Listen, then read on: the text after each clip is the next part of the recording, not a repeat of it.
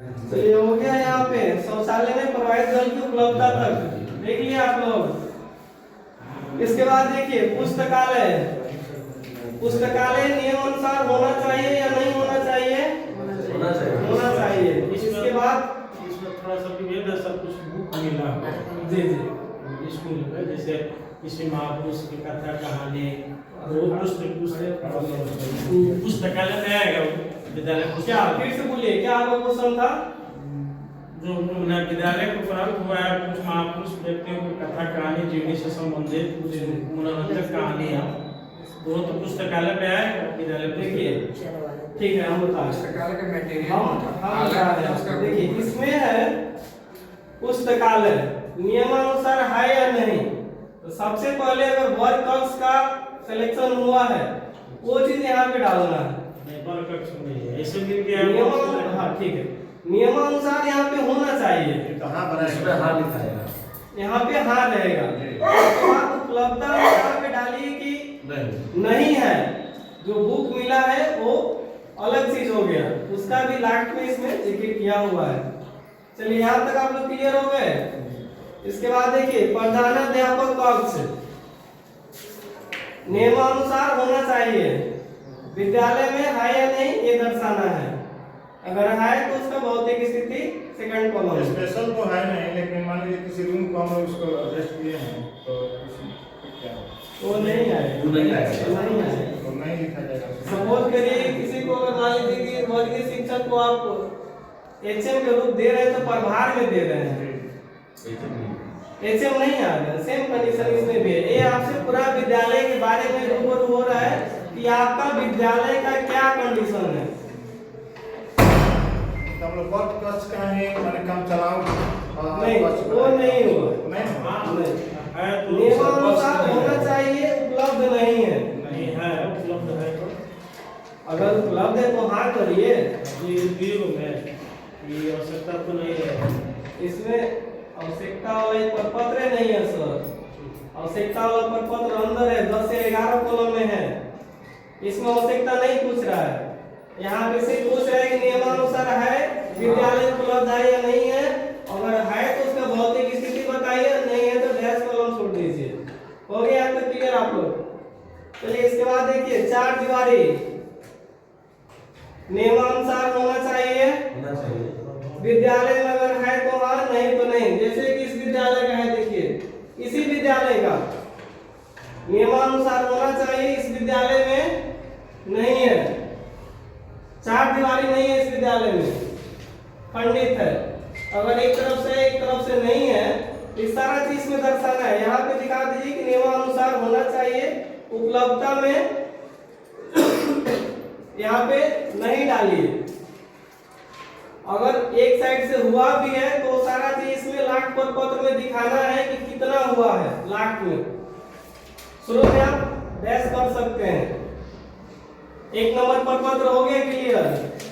वर्तमान में क्या दिखाया जाएगा सर? चार दीवारी के लिए यदि आधा अधूरा है तो आधा अधूरा है तो आप खंडित डालिएगा। लाख में हाँ डाल सकते हैं। लाख वाला कॉलम भी है इसमें स्पेशल, उसमें भी पूछा हुआ है क्या क्या स्कूल में दिक्कत है, सारा चीज में दर्शाना है। और पत्र 2 में देखिए आप लोग, पत्र 2 नंबर में वर्गवार नामांकित छात्र छात्राएं की संख्या 1 से लेकर के 8 तक डालना है।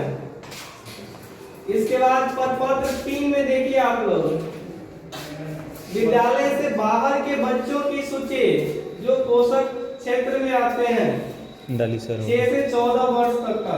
कुछ का आपसे डाले अगर है तो इनका नाम डालना है, अभिभावक का नाम डालना है, उम्र डालना है, डैश। नहीं है तो छोड़ देना है, डैश कॉलम कर देना है। वर्तमान में सर ये प्रपत्र 2 में जी जो छात्र संख्या है वही का डालना है। हाँ वही का इसी माह का। हाँ।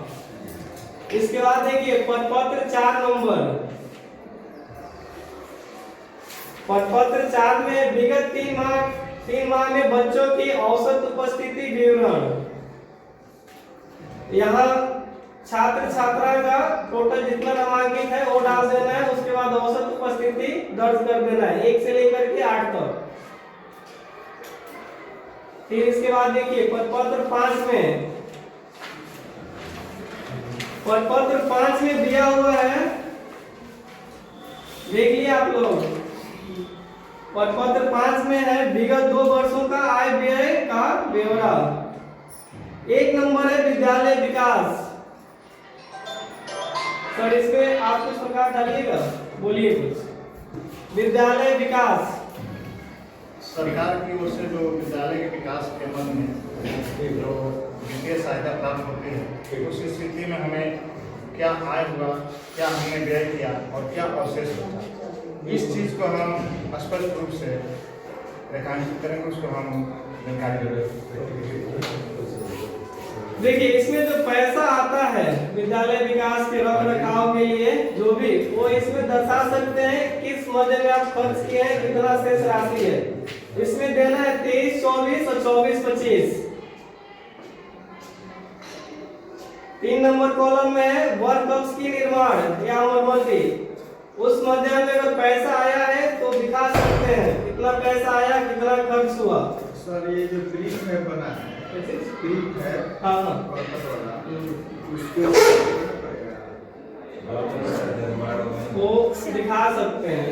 मरम्मती में उसको नया बना है या मरम्मती करवाया नया बना है, पर्पस का। ये पैसा चेक कर दिया।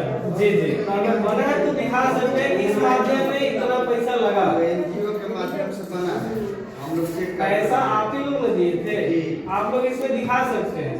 इसमें वर्क ऑफ, हाँ हाँ हाँ हाँ बिल्कुल दिखा सकते हैं। इसके बाद है शौचालय। अगर शौचालय के मध्य पैसा आया हो, खर्च किए हो, तो यहाँ पे दिखा सकते हैं। मध्याह्न भोजन, इसमें तो आप लोगों से हटा ही दिया गया है, तो इसमें डैश कर देना है। ठीक है, तो वहाँ पे दर्शा देना है, पैसा आया हो, खर्च किया आप लोग, तो वहाँ पे दर्शा देना है। 8 माह का आया। ठीक है, वहाँ पे दिखा देना। 24 पहले।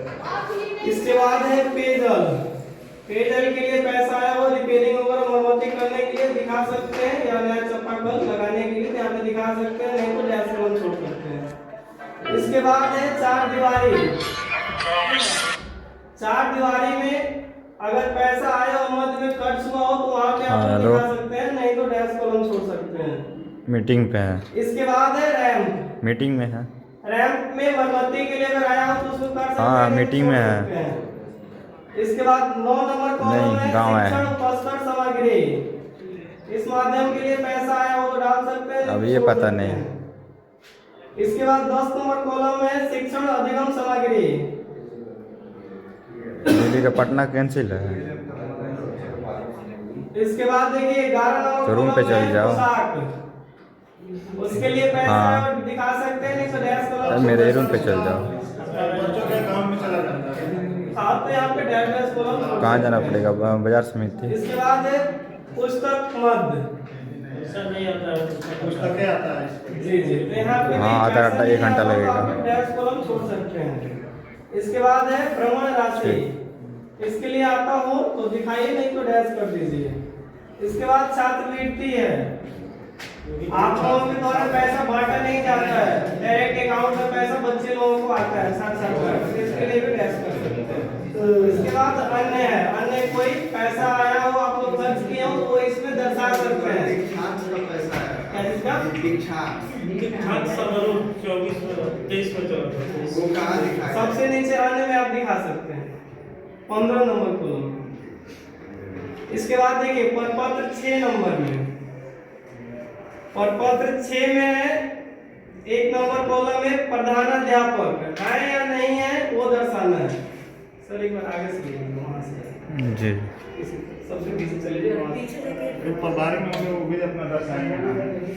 देखिए प्रधानाध्यापक यहाँ पे हो रहा है हाँ या नहीं, अगर है तो हाँ, नहीं तो नहीं कर दीजिए।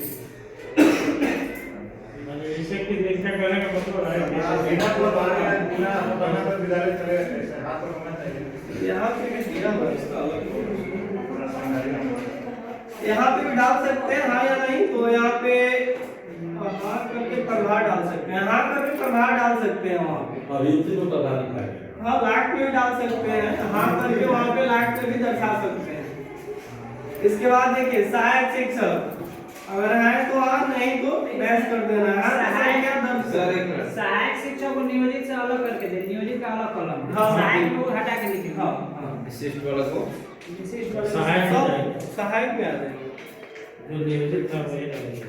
इसके बाद देखिए नियोजित शिक्षक 1 से 5, 5 से 8, 6 से 6 से 8 है। इसके बाद है 4 नंबर कॉलम में चतुर्थ वर्गीय कर्मचारी।